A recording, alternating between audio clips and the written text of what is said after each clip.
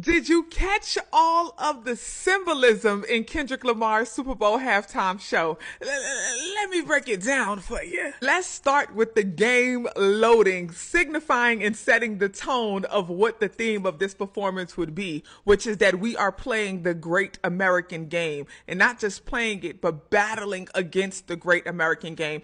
It starts out with this game board that has the X, the circle, the square, and the triangle, similar to a game controller. And behind them in the stands, they had the loading that was done by lights in the stands. So it said like 55% loading with the loading bar. And at the end, it said 100% loaded and the bar was fully loaded, signifying that it's time for the game to begin.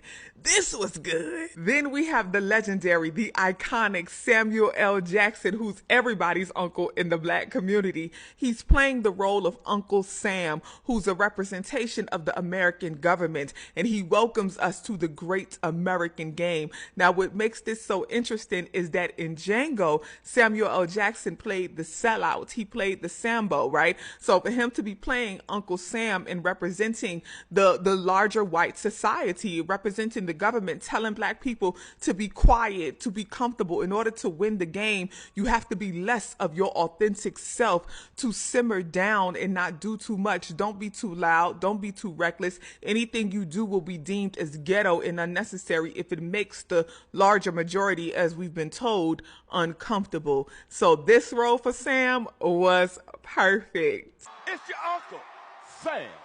And this is the great American game. Then we get Kendrick rapping a whole new verse that nobody has ever heard on top of the GNX, which really sets the tone that he's in today's time. This is about today's music.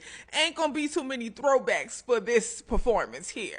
And on top of that, he says the revolution will be televised. They picked the right time, but the wrong guy, which lets you know that I'm here with the message. This is not just about music. Pay close attention. It's also an ode to the revolution will not be televised by Gil Scott-Heron. Do your Googles. The revolution about to be televised. You picked the right time, but the wrong guy.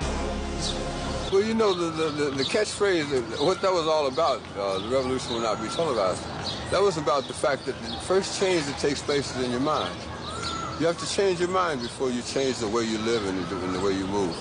Then to have the all-black dancers dressed in red, white, and blue as he performs Squabble Up, which symbolizes that we are not going to just play the American game, baby. We ready to squabble up with the American game, because let us remind you that black people are the